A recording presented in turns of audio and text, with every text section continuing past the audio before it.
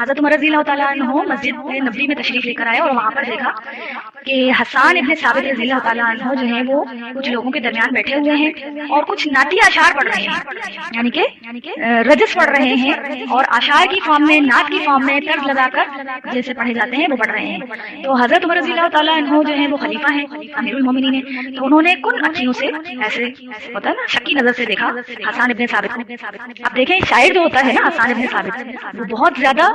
جنگجو یا مضبوط اعصاب کے مالک نہیں تھے، اس کے باوجود خلیفہ حضرت عمر ہیں اور حسان ابن ثابت دیکھیں کیا جواب دے رہے ہیں، وہاں مجلس میں بیٹھے ہوئے ہیں، نعتی اشعار پڑھتے ہوئے رک گئے اور پھر کہا اے عمر مجھے اس طرح نہ دیکھ شکی نظر سے، تجھ سے بہتر شخصیت اس مسجد میں موجود ہوتی تھی، اس کے سامنے بھی میں نعتی اشعار پڑھا کرتا تھا، یعنی کہ نبی کریم صلی اللہ علیہ وآلہ وسلم کی موجودہ، اور نبی کریم صلی اللہ علیہ وآلہ وسلم میرے اشعار کو سن کر اتنا خوش ہوتے تھے کہ آپ فرماتے تھے کہ حسان ہمارے مسلمانوں کے تیروں سے کافروں کو اتنی تکلیف نہیں پہنچتی جتنی تکلیف تمہارے شیروں سے کفار کو پہنچتی۔ حضرت ابو ہریرہ رضی اللہ تعالیٰ عنہ سے کہا کہ کیا یہ حسان صحیح کہہ رہے ہیں؟ تو پھر حضرت ابو ہریرہ رضی اللہ تعالیٰ عنہ نے کہا کہ جی امیر المومنین،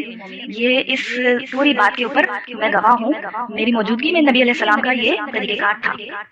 اب دیکھیں اس حدیث سے کتنی چیزیں روشن ہوتی ہیں۔ پہلی بات یہ ہے کہ امیر المومنین کے سامنے ایک عام انسان بھی بالکل کانفیڈنس کے ساتھ، دھڑلے کے ساتھ ان کو کسی عمل سے روک سکتا ہے، ٹوک سکتا ہے۔ اور دوسری بات، خلیفہ ہیں، سختی ہے طبیعت میں، اس کے باوجود وہ اپنے اس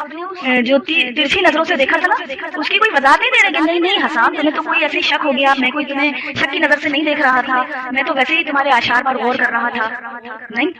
کوئی منافقت والی بات نہیں ہے، بلکہ ان کی اس بات کی تصدیق کر دی حضرت ابو ہریرہ رضی اللہ تعالیٰ عنہ سے پوچھ کر کہ ہاں میں جو تمہیں یہ کن آنکھوں سے دیکھ رہا تھا، یقیناً میں تمہارے اشعار پڑھنے پر شک کر رہا تھا۔